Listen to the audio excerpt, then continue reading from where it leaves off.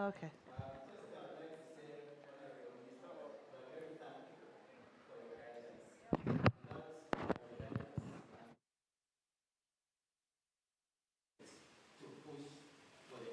Is it? Oh, wonderful. Because we have to compete with our neighbors, so don't hold back when you speak. So my name is Erik Bergdorf. I'm the chief economist of the Asian Infrastructure Investment Bank. This is our pavilion. You're most welcome here. What we're going to do is a little bit unusual, perhaps. This is actually more like a consultation and a discussion, and we will have a panelist, of course, but we also want to involve the audience. I'll start by giving a brief background to some work that we have been doing together, and give you a sense of what the issues are that India is facing. It's no.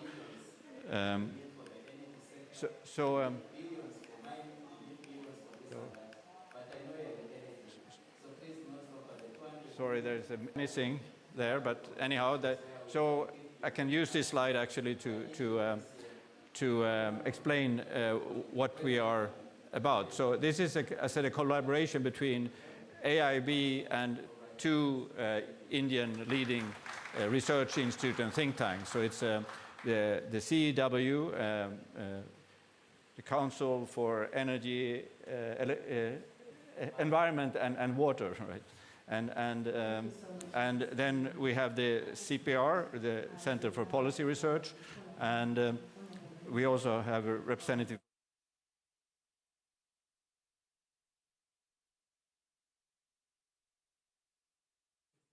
It's okay. It's now working again. So the model we have been using is to. We also have an international team. It's going off. Okay. So I had to keep talking, and it so it doesn't allow me to stop. That's a challenge. So anyhow, so what we have been doing is to work from a conceptual framework that we have applied to several countries, but very importantly now to India, and we had some very interesting input from CEW and CPR, and in parallel, we know that the World Bank has been working on their diagnostic and applying it to India. So I think we will have a very interesting discussion. So just to give you some background, of course, why we're here is that India is obviously absolutely critical to the success of the net zero transition globally, and has. When India manages to do this, will also have huge implications for other countries. India, there will be a lot of lessons learned from getting it right in India. And India has made quite strong commitments, and it was first announced in Glasgow 2 years ago, and has been further elaborated. I think the challenge is that when we look at the scenarios, and here CEW has been providing a lot of input to this, wow, and the work here is really about trying to look at different scenarios and trying to see what we can learn from them. But the common conclusion is that under no scenario that the policies that we see in place today will we reach carbon peaking. So we need to think about how can we what are the changes in policies that are needed. I mean, this is not unique to India. We obviously need very profound changes to achieve this. So what is very encouraging is that renewable shares have already increased a lot, and all these scenarios suggest that there will be a lot more renewables coming in. And of course, I just talked about peaking now, but really coming to the real coming down to net zero. the amount of investments needed are going to be even greater, and that's going to be a massive channel. And of course, when you look at the impact of this process, there will be some benefits from reduced imports of fossil fuels, but there will also, I think in most of the scenarios, be a significant impact on consumption, and people will have to make sure that this is borne in a fair way. But there are also many things that are not, I think, fully appreciated in these scenarios, spillovers, like improved environment. Obviously, anyone who travels in India now in Indian cities, the challenge of air pollution is very real. So if we can get a handle of that, that will be extremely important. There are also a number of other co-benefits that we should take into account. But I think the bottom line is from all this, we need more data, we need more modeling, we need more updates to take into account both new policies and new technologies.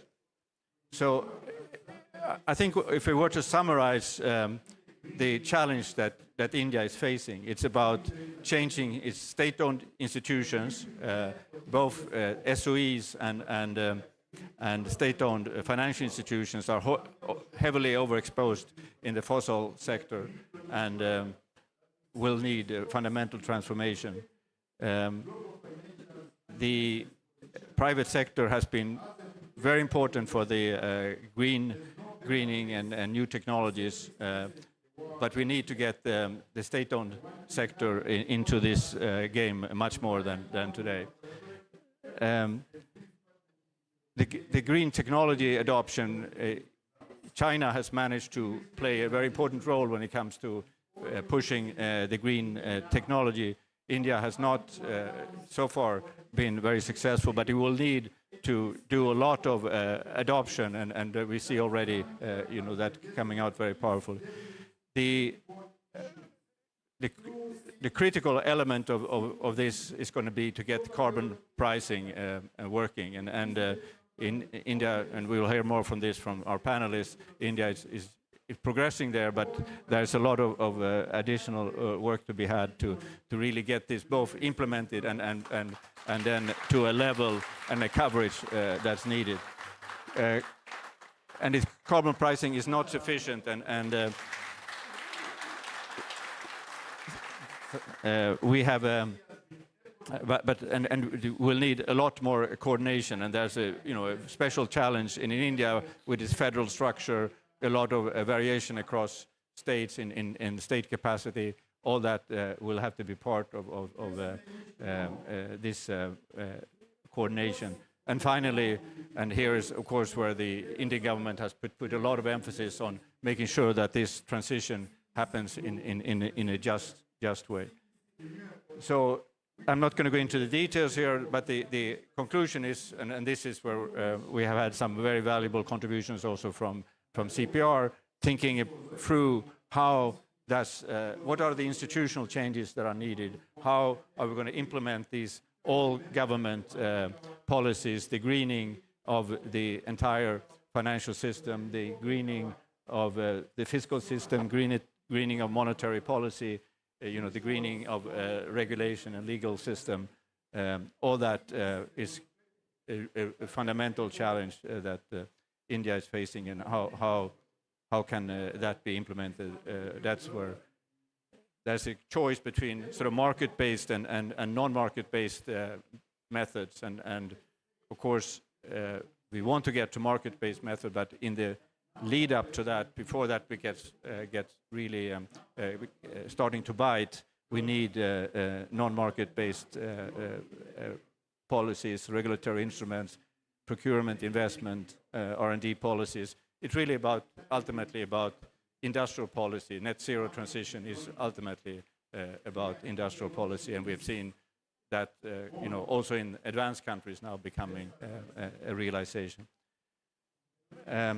We need emissions trading system. There have been progress, but we know from experience that this is a very difficult thing to get right, and it can take a long time.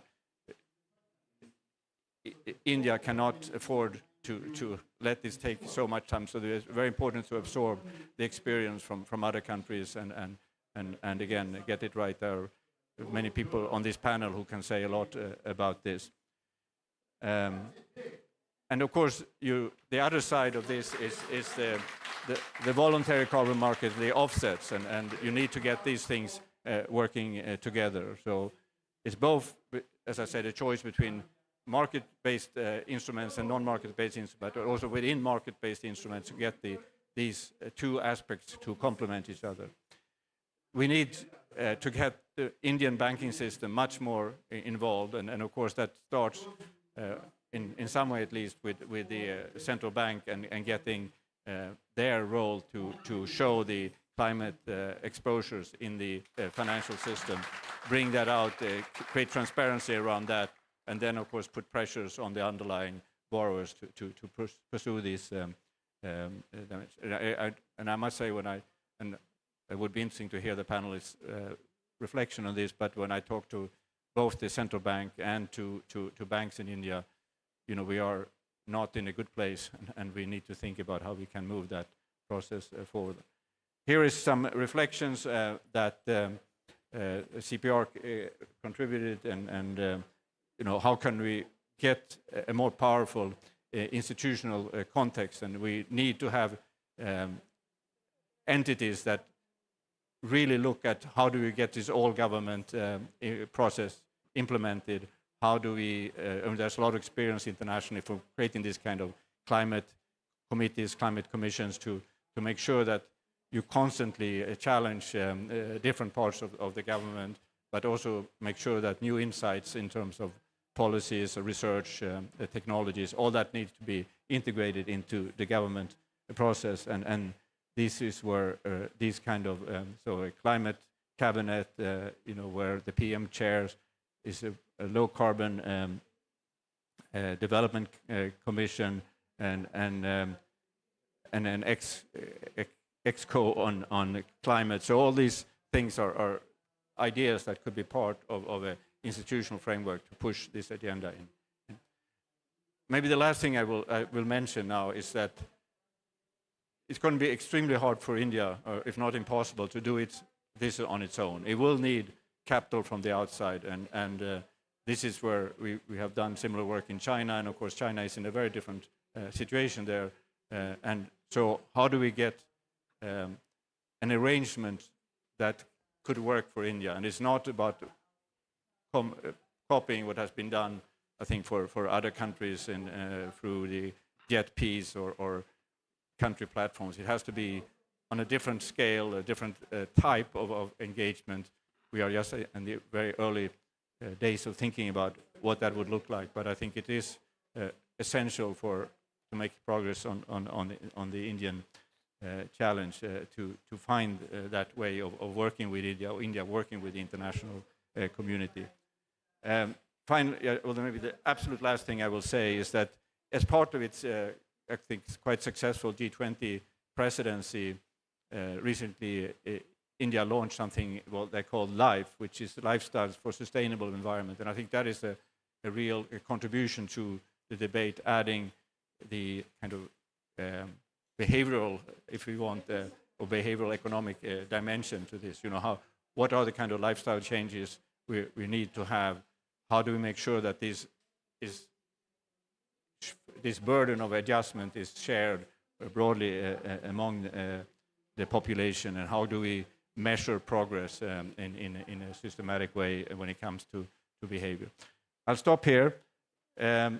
We have a wonderful panel. Bernice Lee comes to us from Chatham House as in charge of the climate program there, and she will lead a discussion. She will introduce the panelists, and I look forward to a very interesting discussion. As I emphasized, this is very preliminary, some sort of still a lot of ideas out there. The ideas that over the next couple of months really bring this together into a report. So the discussion we are having here will be very meaningful from that perspective. Thank you very much. Great. Well, Thank you very much, Eric. And you have heard the study that was just being presented. And we just, the two of us, I just came from a panel on China just now. And I think in some ways, obviously, countries are not the same, very importantly. But perhaps more importantly, right now, given the world we are in, we are all navigating this rather intoxicating mix between states and markets. The role of the state, the role of markets, and how one triggers the other. And I think with that in mind, we will have a very exciting discussion ahead of us. What I'm going to do is I'm going to go with, I think I've asked Jia first with the World Bank. Then we'll go with Narasimhan. Sorry, I practiced your name so much just now that I literally practiced it non-stop. Eric heard me just now. And then I'll go to Aaron Number, I think. And then maybe I will leave you, Eric, to respond right at the end, perhaps. So I'm kind of slightly, abusing my role as the chair to rejig you if it's possible. So why don't you go first, Abbas? Yes, you can hear me. Okay, so thank you very much, Eric and Bernice, for this invitation.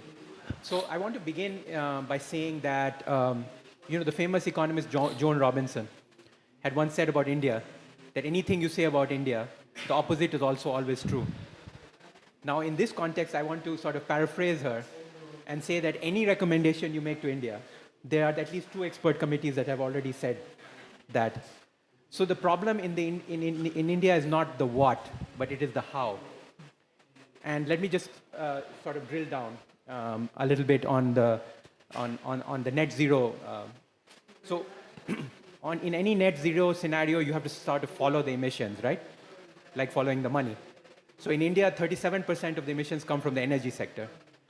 Now, the thing about the energy sector is that we've known for decades what needs to be done to fix it, right? The DISCOMs are essentially bankrupt, and there's no political will to fix that because they are very tricky political issues regarding subsidies.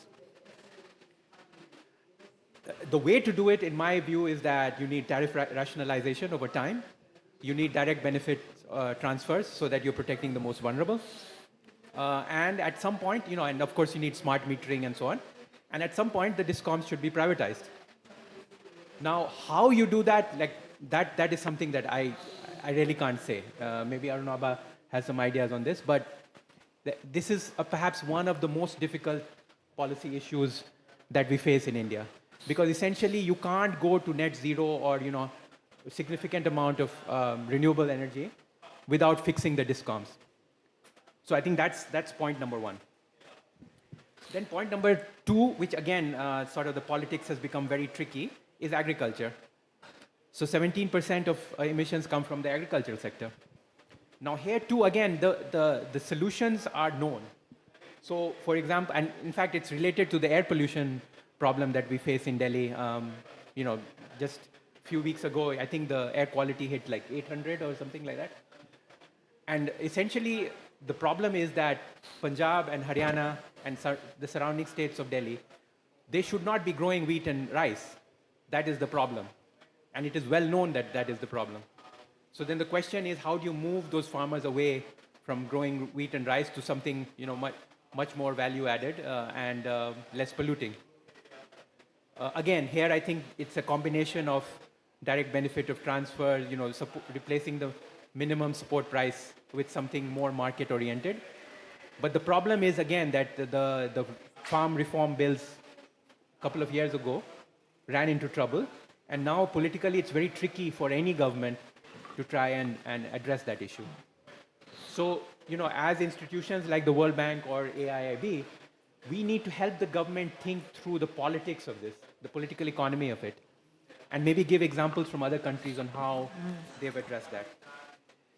Final 2 things that I'll mention together, perhaps, which you didn't touch upon in your presentation, is I think 2 really important sectors when you're talking about net zero, is waste management and cooling.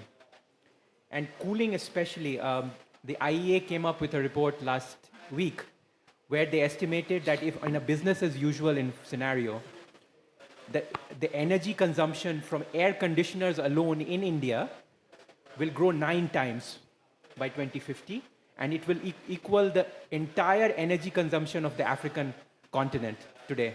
That's a mind-boggling number. And this is something we need to address urgently. And of course, we have a lot of ideas. We're working with the government of India on some of these ideas. I won't go into the detail on that. We can, if you want, later on, I can elaborate. And the second point is waste management. So again, a significant source of greenhouse gas through methane. A lot of the solid waste sector is extremely badly managed across most Indian cities. But again, there are some good examples like Indore, Surat, who have actually addressed that. The question is, can we link these good practices so that other cities can learn, but also can we link them to carbon markets, for example, so that they can start monetizing some of this? So let me stop here.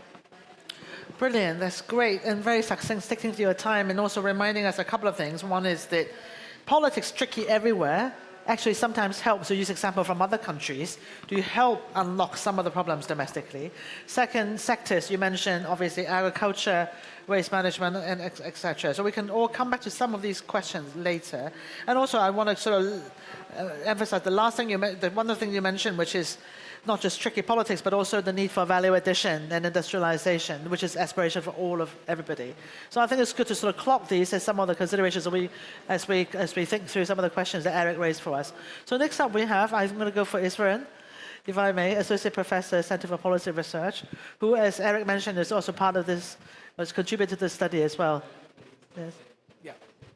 So I'll just mention a few points about the role of the state and the markets. So we contributed to a chapter on institutions as well as on markets. The institutions chapter was born out of a project that we did on varieties of climate governance. We looked at a bunch of developed countries as well as developing countries, looking for examples of how climate governance is being implemented in several countries. And one of the findings, I would still not call it findings, but observations, is the need for purpose-built institutions. So we are facing a wicked challenge, climate change, and markets alone are not going to cut it. There is a larger role for the state to play, but the state is not going to be able to play the role if it doesn't have purpose-built institutions that have the power to coordinate with various institutions within the government and be able to push towards decarbonization in each of these sectors that we are talking about. So one of the findings and the recommendations that we make is to develop a low carbon development commission or a net zero commission, however each country may want to call it, appropriate to the local and political context, which acts as a place for building the evidence base that is necessary to then come to a political consensus. Right. Then, in parallel, we also recommend the creation of coordinating institution, which could potentially be housed under the Prime Minister's office or the President in any country that would have the power to actually bring the different ministries together.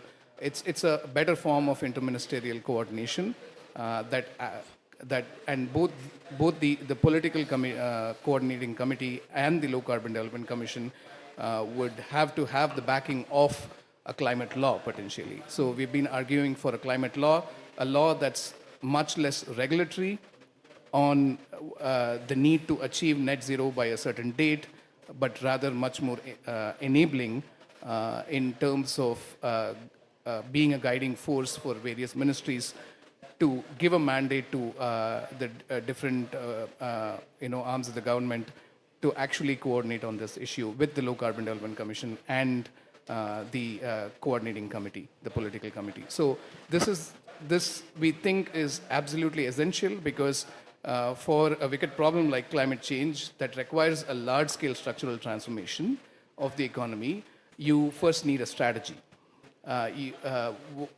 India has done extremely well with all good intentions in terms of even coming close to creating purpose-built institutions, right from technology-focused missions like the solar mission and the recent hydrogen mission to the National Action Plan on Climate Change back in 2009, to various forms of purpose-built institutions, but not really having the teeth to implement to the extent that we are recommending now.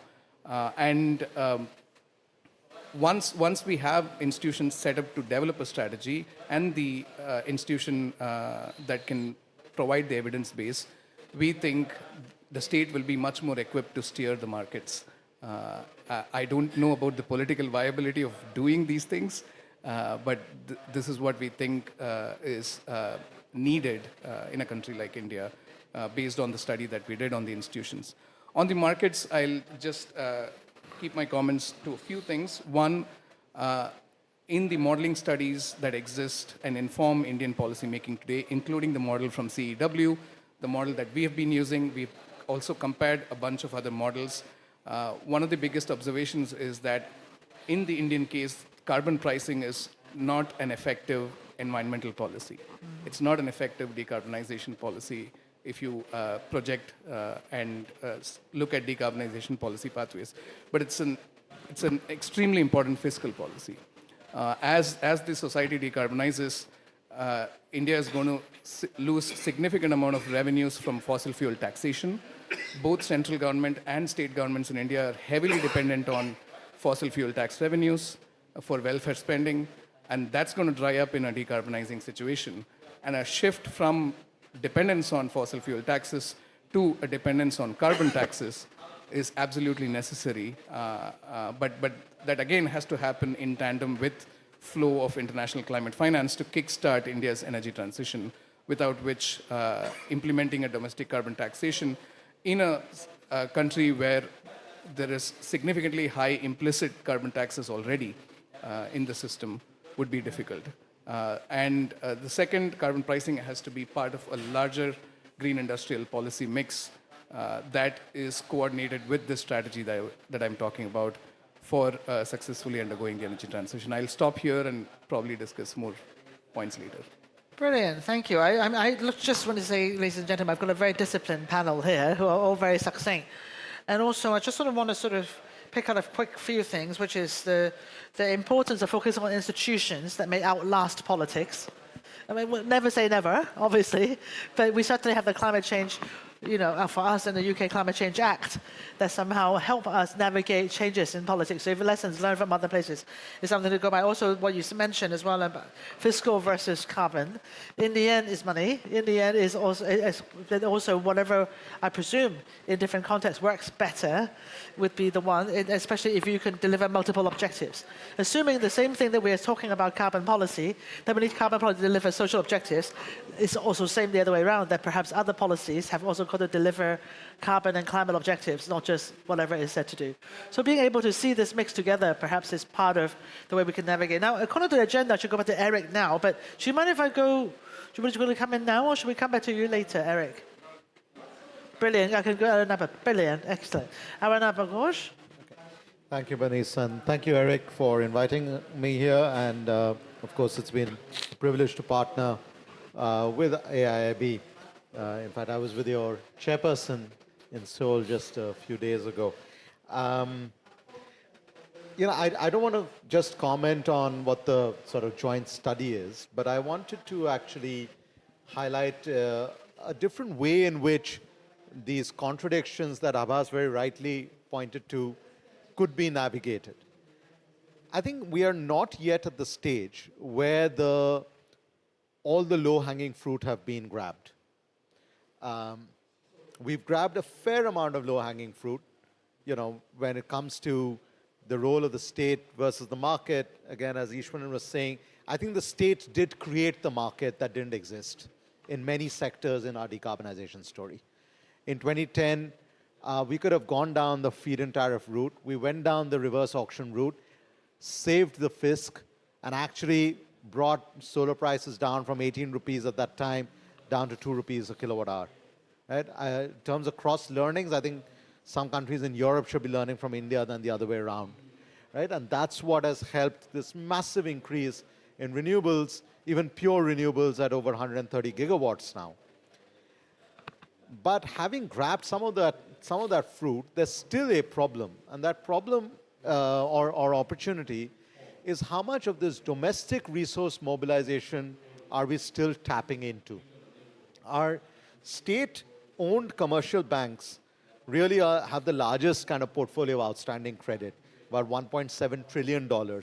Compare that with the non-banking financial corporations, $400 billion. The corporate bond market, about $500 billion, right? So it's really, how do we get commercial bank lending to go much more towards the greener economy, right? Rather than somehow trying to get a feed-in tariff here, a viability gap funding there, etc., somehow kicking and screaming, getting to target. We need some kind of a push or some kind of a regulatory nudge on how the banking sector responds. The second point, so this is what I say in the category of action, because a lot of the RE investments that we see are happening from public equity and private equity, but the debt markets need to deepen if we have to go from deployment of 12, 13 gigawatts a year to 50 gigawatts a year. Right? Without that, you simply don't scale up at that pace. I mean, this 1 hour of conversation on this panel, we should have deployed another 12 megawatts of renewables. And then over lunch, another 12 megawatts of renewables. You've got to keep doing that till the end of the decade. Then comes this category of what I call ambition. And ambition is not just putting out an NDC or a net zero target, but is there possibility to go from action to ambition in some emerging areas? We see two emerging areas. One, of course, this decade, being the electric transportation, or broadly the transportation decarbonization story. And a lot of the focus in India is actually on electric public transport rather than subsidizing private vehicles. And there are some innovations happening there. Last year, we crossed about 1.18 million vehicles sold. So about 5% of new vehicles being sold are now electric. Most of them are tuk-tuks or two-wheelers, right? Which is a good thing. But again, from the financing point of view, right now that market is very much at a venture capital kind of market because there's a lot of startups. In order to truly scale, again, we need to tap into what could be end consumer financing for whether it's state transport utilities. Abbas, you talked about the DISCOMs, distribution companies. Guess what? They look rosy compared to the state transportation utilities. So we've got to figure out a way for procurement of large volume of public transportation while not breaking their bank. Right? So that's another opportunity where I think some kind of portfolio of institutional capital coming from overseas, maybe double de-risked by the central and the state government, like we did with renewables, along with end consumer financing for the tuk-tuks kind of drivers. Just as an aside, as an example, just 3 weeks ago in Kashmir, I came across this electric tuk-tuk driver. He was spending 300 rupees a day on fuel and earning 1,500 rupees. When he switched to electric, he was spending less than 100 rupees a day on the charging, still making 1,500 rupees, right? So that's a 66% reduction in his fuel cost on a daily basis, except what's the financing, end consumer financing solution for someone like him or the 6,000 odd tuk-tuks that are already electric to become 600,000 tuk-tuks in India to become electric. Just giving that as an example. Then finally comes the category of what I call acceleration. I'll close, Bernice. That is where, and I've just finished moderating a session on green steel. Earlier this year, in January, the cabinet approved the green hydrogen mission.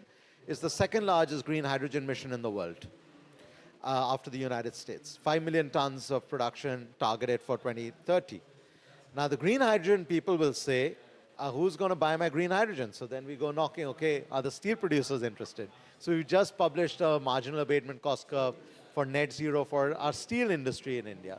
So there are a bunch of steel companies articulating their pathway. But then the steel companies will say, who's going to pay my premium?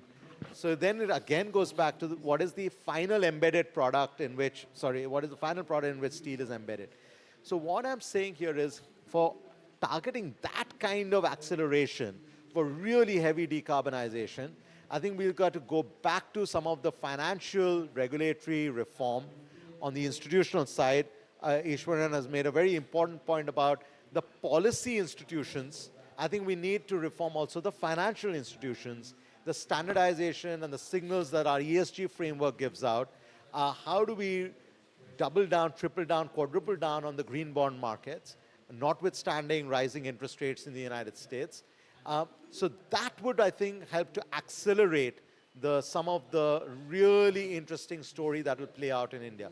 I'm not trying to paint a rosy picture. I think Abbas and Ishwaran are absolutely right. There are contradictions and there are missing institutions. If we can segment it in terms of the way we approach it, there's still a pathway that we can chart out. Brilliant. That's great, Arunabha, as well, because it's a great reminder as well that, first of all, there are not many low-hanging fruits on some level, except that you can create them by making sure policy and finance work together. So I think that, I mean, from you, I'm taking a very optimistic take, actually, that, you know, in fact, the low-hanging fruits aren't just there for the picking, but you have to create them. And that's actually really the trick. So with that, I mean, please come in, please. Yeah, of course. I was going to see if I can bring other perspectives in as well. I just want to add one point Please. to Arunabha's point, which is that I don't disagree with anything that he said, but I do want to add one nuance to what he said about e-vehicles, which is that I don't think e-vehicles alone is a solution at all, because if you could wave a magic wand and make every vehicle in India e-vehicle, it's not going to solve the problem. And the reason for that is that there is such a disconnect in the way cities are built today with global good practice. And let me give you one example. The floor area ratio, you know how high you can build, in Mumbai is 1.2. To give you in Hong Kong or in Singapore, it's 20 or 30. They keep it artificially low. That means they're using land extremely inefficiently. So in combination with public transport and the procurement and all the good things that Arunabha mentioned, we really need to rethink how cities are built and designed, and that I think is a really important point. I think a great point as well that obviously policy is not just carbon policy, it's all the other stuff. City planning, you know, bigger picture, land use policy, etc. all have to come together. But I mean, I kind of feel that I'm in this like celebrity panel at the moment for on India Net Zero. So I kind of feel like if I can push you more with more, perhaps thoughts and conversations as well from the floor too. I don't know. Actually, Stefan, would you like to come in? In fact, there might be one, but you can also take. Yeah, exactly. Please.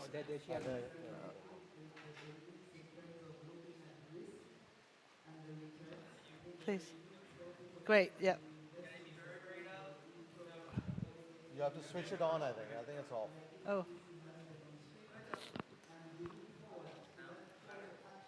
Let me use the other one. Use this as a podium. No, yeah. So maybe I'll try to be even more positive than you have been, Arunabha, because when I look at the challenges that you highlighted, they're not just challenge for climate, right? I mean, the DISCOM reform, I mean, you don't want to do it just because you want to reduce emissions, right? The country would benefit so much of doing this reform. You're talking about the city design. I mean, India has a major challenge with the increase in urbanization, and if it gets it right, it's not only that you will reduce emissions, right? You will be more attractive, you will attract capital, you will attract labor. And so if you look at the challenges the country faces to reduce emissions, we end up talking about the development challenges the country faces to increase its growth rate. So there is a huge alignment between what we want to do for climate and what we want to do for emission reductions. We haven't talked about resilience and adaptation, but I think the country also faces a huge challenge, especially in the poorest part of the population, to make the population better equipped to deal with climate change and natural disasters.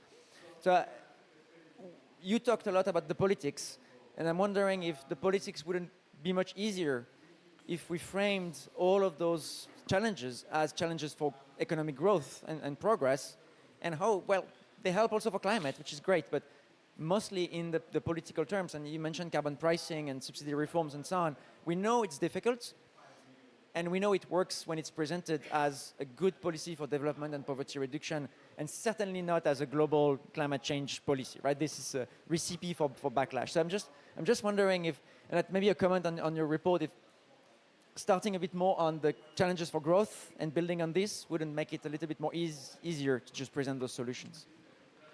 Thanks for this. I mean, look, I'm going to go back to Eric in a second. I mean, I kind of want to sort of highlight as well what if what I'm hearing most loudly from everybody is that in many ways action is the basis for more ambition. And we often think of targets as the driver of more action. Partly it's true, but actually they have to be based on action too. I don't know whether, Eric, you want to comment on what your guests have spoken. Just on this last point, which I think is absolutely right. I think actually, if you looked at how I present, the state-owned enterprises, this is not a new thing, and it happens to be that they are overexposed in fossil fuel, but these reforms are needed, and state-owned financial institutions, again, overexposed. There are things that need to happen in the banking system, the kind of reforms that are needed. I think one thing that hasn't come out so much, and I wanted to get your reaction to it, you mentioned the discoms and so on, but of course there's huge variation across states.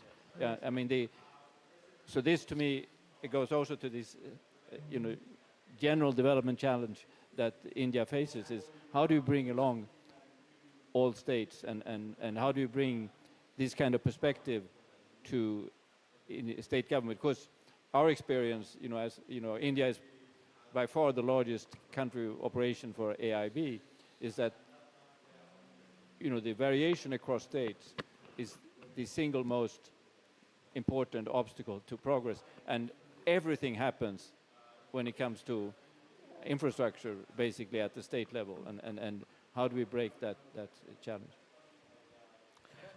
Yeah, please. I think we've got about 5 minutes left, which means that all of you, if you're very disciplined, could have about 25 seconds to 30 seconds each. And there's a question as well. Yes. Okay, I'll use this one. Hi, I'm Maria Simonsson from the Swedish Export Credit Corporation. So we have a lot of large exporters in Sweden who has some of the solutions that you are talking about. And we're, together with the international banking community, trying to see how we can bring financial solutions into the markets. What could an international bank like us contribute with to unleash some of the commercial banks? Anyone want to answer this question specifically? Number?